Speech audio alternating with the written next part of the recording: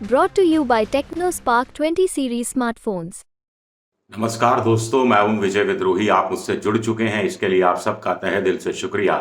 और अगले 6-7 मिनट आपसे जुड़े रहने की कोशिश करूंगा। दो बड़े सवाल हैं जिन पर आज चर्चा करेंगे। सचिन पायलट राजस्थान से कितने सांसदों को संसद में भेजने में कामयाब होंगे? कांग्रेस सांसदों की बात हो रही है। दूसरा सवाल है कि राजपूतों की नाराजगी क्या वाकई में बीजेपी को भारी पड़ेगी? ये इंटरेस्टिंग खबर है। इससे इंटरेस्टिंग खबर इसलिए है क्योंकि झुंझुनू में नोटा यात्रा निकल रही है। नोटा यानी NOTA। किसी भी कैंडिडेट के पक्ष में जो नहीं होता, किसी को वोट नहीं देना जाता, तो वो नोटा का बटन दबाकर रहता है। तो झुंझुनू में नोटा यात्रा निकल रही है। सचिन पायलट की भी बात करेंगे, थोड़ा सा सब्र कीजिएगा। और इसमें भाग ले रहे हैं जो बड़े राजपूत नहीं है। राजपूतों में भी आज जानते हैं, राजघराने के राजपूत होते हैं, फिर शेखावत राजपूत होते हैं, और इसके अलावा जो दूसरे राजपूत होते हैं, सहभागी राजपूत परिवार का नाम दिया गया है। ये सहभागी राजपूत परिवार नोटा यात्रा निकाल रहे हैं। इसमें कायम खानी राजपूत हैं, रावणा राजपूत हैं, चारण राजपूत हैं, राजपुरोहित हैं और ब्राह्मण भी शामिल हैं। नोटा यानी नन ऑफ द अबो। और ये लोग कह रहे हैं कि बीजेपी के ये परंपरागत रूप से समर्थक रहे हैं, लेकिन बीजेपी इनकी उपेक्षा करती रही है। कांग्रेस से बहुत ज्यादा उम्मीदें नहीं थी इनको, लेकिन कांग्रेस ने भी इनकी उम्मीदों पर खरा उतरने की सियासी समझदारी नहीं जताई। 16 मार्च से नवलगढ़ से ये नोटा यात्रा निकली है और 100 किलोमीटर का दायरा, 100 गांव में ये जाएगी और 1 लाख वोटरों तक ये पहुंचेगी। यानी ये कहा जा रहा है कि झुंझुनू में शुभकरण चौधरी जो बीजेपी के जाट उम्मीदवार हैं, उनके 1 लाख वोटरों तक ये लोग बात पहुंचाएंगे कि हमारे साथ अन्याय कर रही है आपकी पार्टी। इसी तरह ब्रिजेंद्र ओला जो बीजेपी कांग्रेस के जाट उम्मीदवार हैं, उनके समर्थकों के बीच भी जाएगी। ये लोग कह रहे हैं कि साहब 20% जो राजपूत की नौकरी सब ग्रुप स्टाफ में होनी चाहिए, और इनके झुंझुनू में कायम खानी के जो नवाब रहे मोहम्मद खान, उनकी मूर्ति लगनी चाहिए। कुछ इस तरह की मांगे हैं। मोटे तौर पर यह किस्सा राजस्थान में और जगह भी सामने आ रहा है। ये जो चारण राजपूत हैं, कायम खानी राजपूत हैं, सहभागी राजपूत परिवार जिन्होंने नाम दिया है, इनका कहना है कि बीजेपी में राजघराने के राजपूतों को तवज्जो मिल रही है। राजकुमारी दिया 2 बार विधायक, 1 बार सांसद, अब डिप्टी चीफ मिनिस्टर राजघराने से हैं। मेवाड़ राजघराने के विश्वराज बीजेपी में 2 महीने 1.5 महीने पहले आते हैं और उनको टिकट मिल जाता है राजसमंद लोकसभा सीट की, नाथद्वारा विधानसभा सीट से। वो चुनाव जीत जाते हैं तो राजसमंद की सीट उनकी पत्नी को दे दी जाती है, मोहनी, जिनकी शिक्षा दीक्षा वाराणसी में हुई थी। इसी तरह राव राजेंद्र सिंह, वो भी ठिकानेदार रहे हैं। कुछ और लोगों के नाम भी लिए जा रहे हैं कि वो भी ठिकानेदार रहे हैं। और कुछ लोगों का कहना है कि जो वसुंधरा राजे हैं, जो राजपूतों की बड़ी नेता रही है, उनकी उपेक्षा पार्टी कर रही है, इसलिए भी राजपूतों का एक वर्ग नाराज है। ये नाराजगी चुनाव तक कितना कामयाब होगी, कितना नुकसान पहुंचा पाएगी, कितना डंट मारेगी, ये तय नहीं। जैसे कि ये भी तय नहीं कि सचिन पायलट राजस्थान से कितने कांग्रेस के सांसदों को संसद में भेजने में कामयाब होंगे। 25 सीटें हैं, 25 में से 5 माना जा रहा है कि सचिन पायलट ने 5 सीटों पर अपनी पसंद के उम्मीदवार उतारे हैं। और जैसे टोंक सवाई माधोपुर की सीट है, हरीश मीणा, कहा जा रहा है कि उनकी जिम्मेदारी एक तरह से सचिन पायलट पर है। सचिन पायलट पर वैसे भी है क्योंकि वहीं की टोंक विधानसभा सीट का प्रतिनिधित्व करते हैं। दौसा की सीट जो उनके पिता राजेश पायलट की रही, उनकी माताजी वहां से जीती, सचिन पायलट जीते। वो वाली सीट पर मुरारी लाल मीणा, उनके जो खास हैं, वो चुनाव लड़ रहे हैं। दो सीट हो गई। जयपुर ग्रामीण की सीट अनिल चोपड़ा सचिन पायलट के कहने पे दी गई।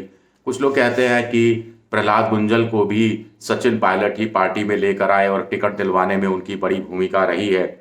कुछ लोग ये भी कह रहे हैं कि बाड़मेर से कर्नल सोनाराम को चाहते थे अशोक गहलोत, लेकिन उमेदाराम बेनीवाल जो कि RLP party, Hanuman Beniwal party में थे, उनको हरीश चौधरी चाहते थे और सचिन पायलट ने साथ में धक्का लगाया और ये कामयाब हो गए। अब कितनी सीटें इनमें से मिलेंगी, कितनी सीटें कांग्रेस जीत सकती है, ये सवाल अपने आप में महत्वपूर्ण हो जाता है। कुछ लोग कह रहे हैं कि इन 5 सीटों की बात करें तो सबसे ज्यादा उम्मीदें कांग्रेस को बाड़मेर की सीट से है। अगर बाड़मेर की सीट कांग्रेस जीत गई तो श्रेय किसको मिलेगा? श्रेय सचिन पायलट के हिस्से में जाएगा या फिर श्रेय चला जाएगा रविंद्र भाटी के हिस्से में, क्योंकि जो निर्दलीय लड़ रहे हैं वही खेल खराब करेंगे बीजेपी का।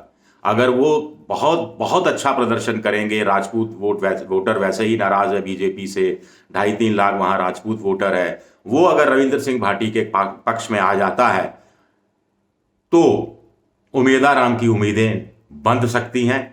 और इसी के साथ साथ कुछ लोग कह रहे हैं कि श्रेय थोड़ा सा तो सचिन पायलट, रुपए में 40 पैसे तो जाना ही चाहिए, आखिर वही तो हरीश चौधरी के साथ मिलकर लेकर आए, गेम प्लान उन्होंने बनाया और ऐसे उम्मीदवार को टिकट दिया जो कि जीत गया। अंत में तो जीत महत्वपूर्ण रखती है हिस्सा। पता नहीं, देखना पड़ेगा 4 जून को। टोंक सवाई माधोपुर में अच्छे चांस हैं हरीश मीणा के। हरीश मीणा वैसे ही मौसम विज्ञानी कहलाए जाते हैं। जब बीजेपी के साथ गए तो चुनाव जीत गए, जब कांग्रेस के साथ आ गए बीजेपी को छोड़कर तो फिर चुनाव जीत गए। तो टोंक सवाई माधोपुर में क्या होगा? उनके खिलाफ बीजेपी ने 2 बार के सांसद सुखवीर सिंह जौनपुरिया को फिर तीसरा मौका दिया है, अंतिम समय में मौका दिया है। जौनपुरिया के खिलाफ इधर उधर कुछ बीजेपी कार्यकर्ताओं की नाराजगी भी सामने आती रही है और मुसलमान वोट बहुत ज़्यादा है यहाँ पर, बड़ी संख्या में है, जो खास तौर से कांग्रेस के पक्ष में जाएगा। सचिन पायलट के लिए एक खेल करना पड़ेगा, जो वो मीणा और गुर्जर का खेल पहले 2018 के विधानसभा चुनाव में हुआ था, वैसा खेल करने में कामयाब होते हैं तो टोंक सवाई माधोपुर वाली सीट और दौसा की सीट पर कुछ चमत्कार भी देखने को मिल सकता है। दौसा की सीट इसलिए भी इंपॉर्टेंट है क्योंकि पिछली बार बीजेपी बहुत सारी सीटें 2 लाख के अंतर से जीती थी। सिर्फ दौसा की ऐसी सीट थी जहां 1 लाख से कम जीत का अंतर था। 78,000, सिर्फ 78,000 वोटों से जसकौर मीणा जीती थी। फिर यहाँ किरोड़ीलाल मीणा और जसकौर मीणा की आपसी लड़ाई भी हुई, जिसकी वजह से कन्हैयालाल मीणा को टिकट दिया गया है। तो क्या ये फायदे में चला जाएगा सचिन पायलट के? इनकी आपस की जो नाक की लड़ाई है वो, नरेश मीणा एक बड़ी रुकावट बन सकते थे मुरारी मीणा के सामने। उनको सचिन पायलट के अनुरोध पर ही उन्होंने अपना नाम वापस लिया, यानी निर्दलीय के रूप में पर्चा भरा था, लेकिन खड़े नहीं हुए चुनाव मैदान में। कोटपुतली में प्रधानमंत्री की रैली हुई। कुछ लोग कह रहे हैं कि अनिल चोपड़ा इतनी टक्कर दे रहे हैं जयपुर ग्रामीण में कि प्रधानमंत्री की रैली बीजेपी को रखवानी पड़ी। अगर ऐसा है तो क्या मानकर चला जाए कि ये सचिन पायलट की एक राजनीति का हिस्सा है, जिसमें वो कम से कम इस रूप में तो कामयाब हुए कि उनका कैंडिडेट बहुत तेजी से चर्चा में आया है। हालांकि 5 साल से अनिल चोपड़ा लड़ाई लड़ रहे हैं और जीत के समीकरण बनाने में लगे हुए हैं। कुछ लोग कह रहे हैं दौसा में अगले हफ्ते प्रधानमंत्री का रोड शो रखवाया जा रहा है। रोड शो भी इसलिए रखवाया जा रहा है ताकि कहीं ना कहीं डर है और सचिन पायलट का कद ऊंचा हो जाए। शायद बीजेपी ऐसा नहीं चाहती। कोटा का जहां तक सवाल है, वहां ओम बिरला की स्थिति मजबूत मानी जा रही है आज की तारीख में प्रहलाद गुंजल के मुकाबले।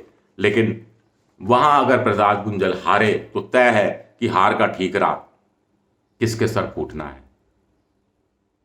शांतिधारी महल के। तो सचिन पायलट को यहां भी सियासी फायदा ही दिख रहा है क्या? और उनका क्या वाकई में सियासी कद बढ़ने वाला है लोकसभा चुनाव के बाद? बहुत चेंज आने वाला है। आप यकीन मानकर चलिए, लोकसभा चुनाव के नतीजे अगर 100% बीजेपी के पक्ष में गए तो पूरे देश भर में बहुत चेंज आने वाला है। और अगर बीजेपी अपने दम पर सत्ता में नहीं आ पाई, 220, 225 पर अटक गई, तो भी आप समझ लीजिए देश भर में बहुत बड़ा चेंज आने वाला है। और उसमें कोई छोटी मोटी भूमिका सचिन पायलट की रहने वाली है, छोटी मोटी सही, लेकिन ज़रूरी होगी वो। शुक्रिया, बहुत बहुत शुक्रिया मेरा ये वीडियो देखने के लिए।